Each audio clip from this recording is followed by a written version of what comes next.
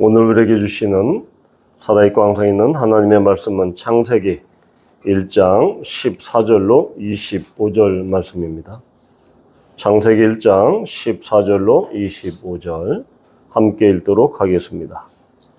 하나님이 이르시되 하늘의 궁창에 광명체들이 있어 낮과 밤을 나누게 하고 그것들로 징조와 계절과 날과 해를 이루게 하라. 또 광명체들이 하늘의 궁창에 있어 땅을 비추라 하시니 그대로 되니라. 하나님이 두 큰 광명체를 만드사 큰 광명체로 낮을 주관하게 하시고 작은 광명체로 밤을 주관하게 하시며 또 별들을 만드시고 하나님이 그것들을 하늘의 궁창에 두어 땅을 비추게 하시며 낮과 밤을 주관하게 하시고 빛과 어둠을 나누게 하시니 하나님이 보시기에 좋았더라.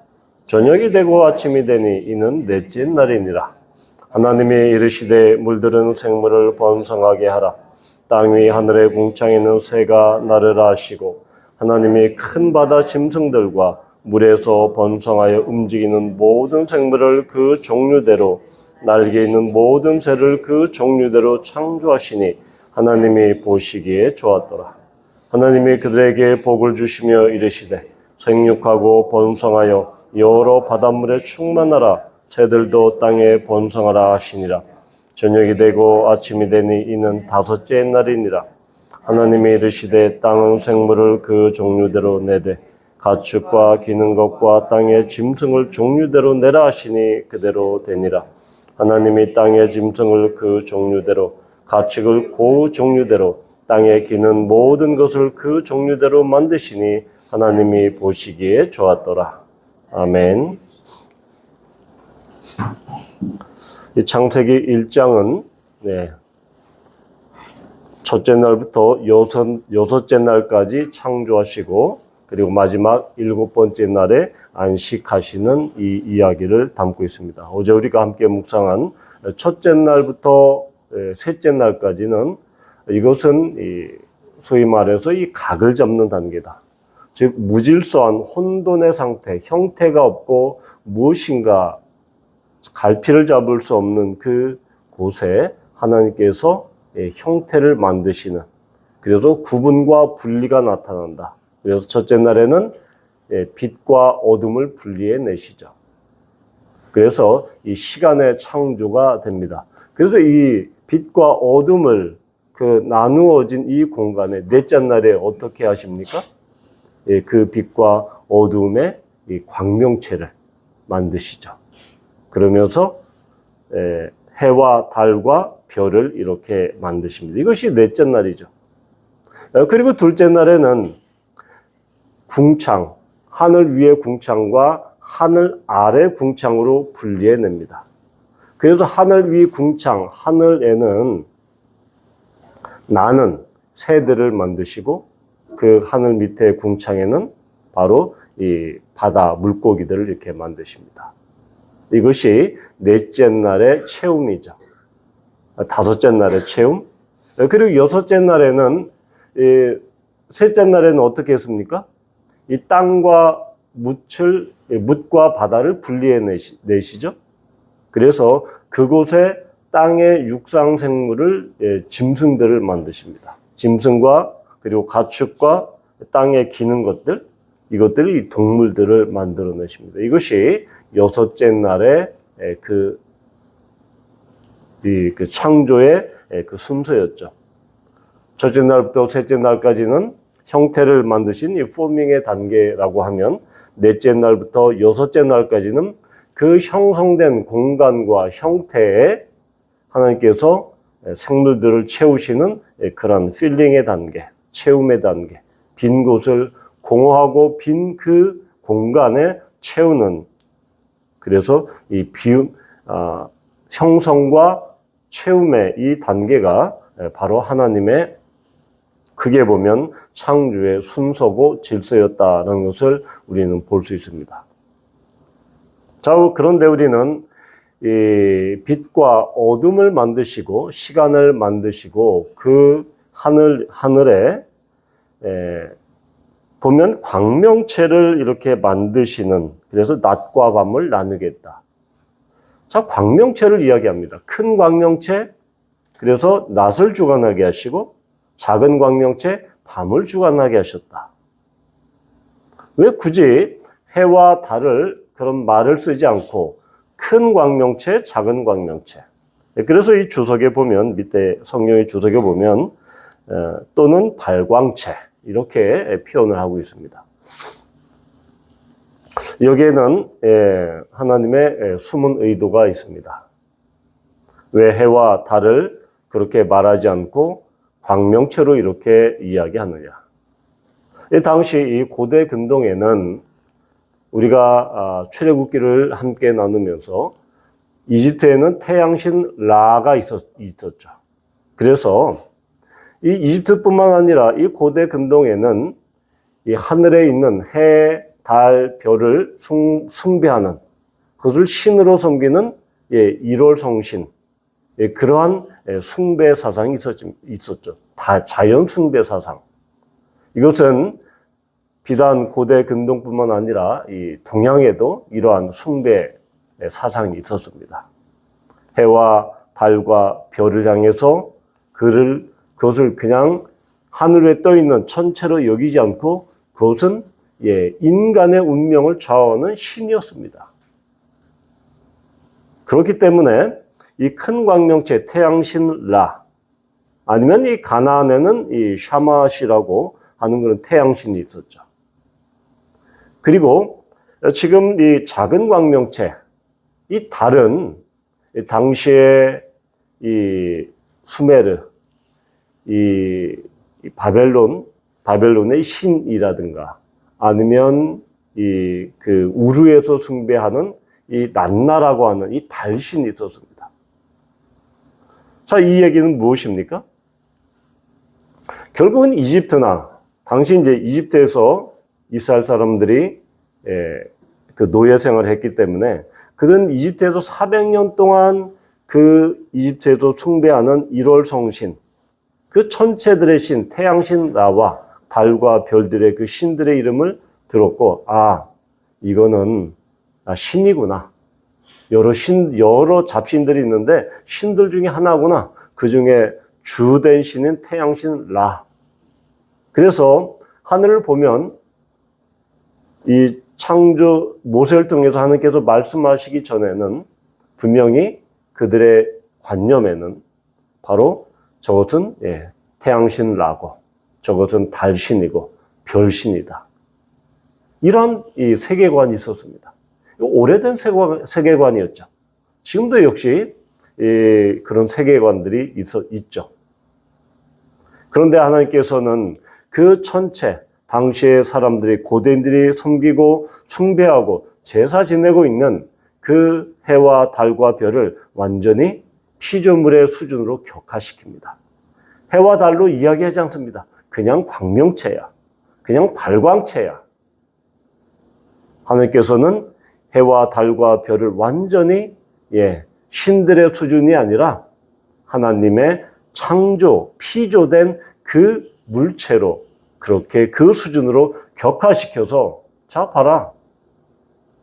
이거는 너희들이 숭배할 대상이 아니야. 너희들이 제사하고 너희들이 섬겨야 할 그 대상이 아니야. 섬겨야 할 대상은 그 피조물을 만들고 창조하신 하나님만이 유일한 신이야.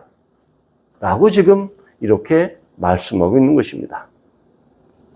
또 별들을 만드시고, 별도 그냥 아주 그냥 요즘 말로 시크하게 지나갑니다. 별을 만드셨어. 누가? 하나님이.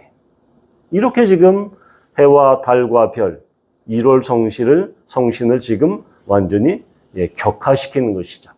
신의 자리에서 완전히 피조물의 자리로 이렇게 격화시키는 겁니다. 그래서 이 별들, 아직까지 이 서양에서는 이 별점을 치지 않습니까? 우리는 뭐 올해가 말에 띄고 작년이 그 용에 띄었지만 서양에서 어떻습니까? 뭐 전갈자리, 황소자리, 뭐 물병자리. 아직까지 지금 서양에서는 이 오래된 점성술, 별을 가지고 점을 치는 인간의 운명을 결정하는 그런 점성술이 아직까지도 영향을 미치고 있죠. 우리나라에도 지금 어떻습니까? 네. 이런 요즘 젊은 애들이 별자리를 갖고 자기의 운세를 이야기하거나 아니면 12간지, 동양의 그 띠를 가지고 오늘의 운세를 이렇게 점치거나 아니면 요즘 뭐 젊은 애한테 많이 인기 있는 이 타로 갖고 점을 치거나 다 이것은 이러한 이 천지신명, 즉 이 일월성신, 하늘의 천체들을 가지고 그것들이 인간의 운명을 결정한다는 당시 고대인들의 그러한 숭배 사상이 지금까지 내려오고 있다는 것이죠. 요즘 그런 웃지 못할 그런 이야기들이 있죠.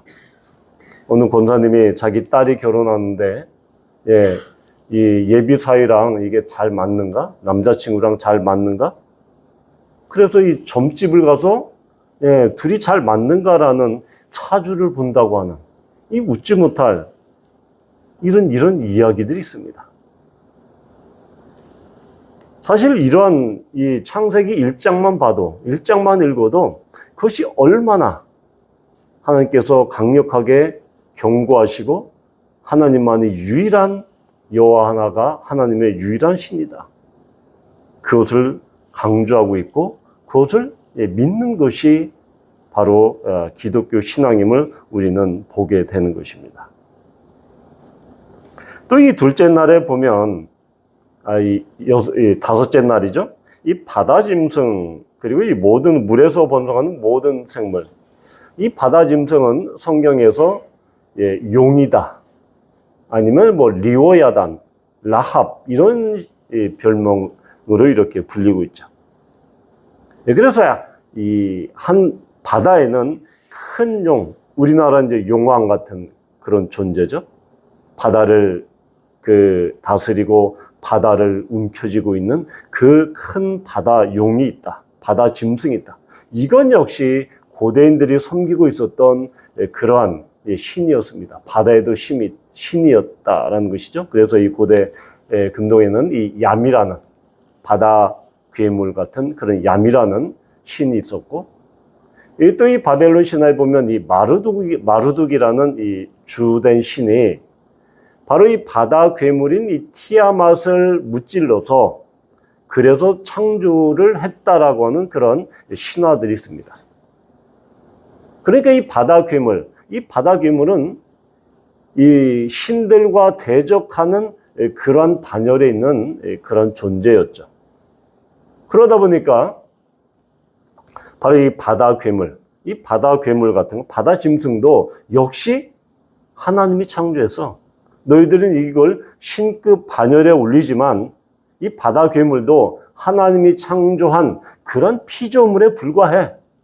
그러니까 너희들이 뭐 얌이라든가 뭐 이 티아맛이라든가 마르둑을 그렇게 고대 근동에서 섬기고 있는데 그것들은 다 하나님의 피조물들이야.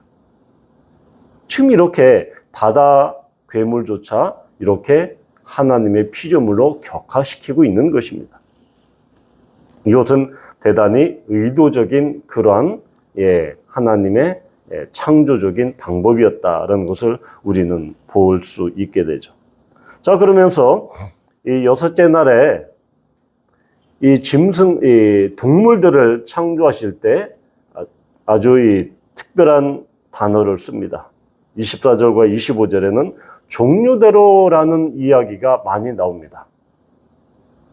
그러니까 이 땅의 생물을 세 가지로 분류하죠. 이것은 요즘 이 생물학에서 나오는 그러한 이 종에 따른 분류가 아니라, 그래서 이 가축, 기는 것, 그리고 이 땅의 짐승 이렇게 분류를 하게 됩니다. 그러면서 종류대로 내라. 그리고 25절도 땅의 짐승을 종류대로, 가축을 종류대로, 땅에 기는 모든 것을 종류대로 내라. 자, 이 종류대로라는 이 이야기는 대단히 중요합니다. 왜냐?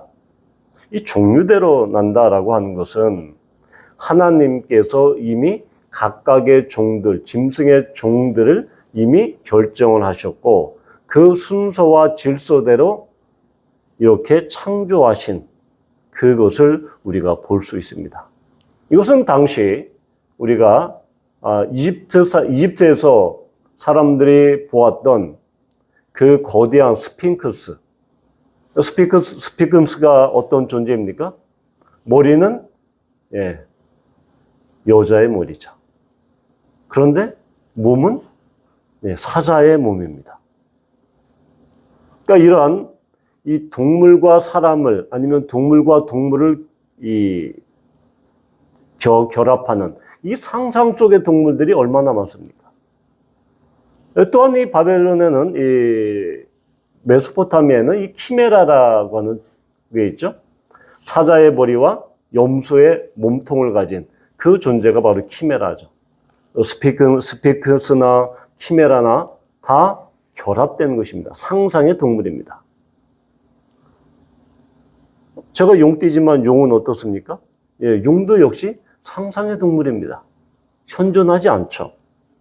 그러니까 이러한 고대인들의 이런 관념, 무언가 혼합합니다. 그것을 상상의 동물로 숭배합니다. 그러니까 하나님께서는 그런 혼합된 것을 싫어하시죠. 그러니까 우리가 이 레위기에 보면 이것을 못을 만들 때로 혼합해서 만들지 말라라고 이렇게 말씀하시죠. 이렇듯이 하나님께서는 그 종류대로, 즉 하나님께서 원래 정하신 순서와 질서대로 하나님은 동물을 그렇게 창조하십니다. 그러니 이 이야기는 결국은 당시 이집트에서 그렇게 그리고 고대 근동에서 가나안에서 행해졌던 그러한 상상 속의 동물, 그래도 그것을 숭배하고 또한 그것에게 절하는 그런 혼합주의 신앙을 경계하고 그것들이 아니고 하나님께서는 각각의 종류대로 이렇게 창조하신 거야. 이것이 하나님의 창조 질서야. 그것들은 너희들이 절하고 경배하고 그리고 숭배할 그런 신들이 아니야. 라고 지금 하나님은 이렇게 말씀하고 있는 것입니다. 우리는 요즘에도 이렇게 광명체에 불과한 해와 달과 별, 고대인들은 이러한 천체를 숭배하고 경배하고 지금도 여전히 별점을 치고 이렇게 하고 있는데 우리가 지금 광명체로 숭배하고 있는 것들이 무엇으로 많이 변했습니까?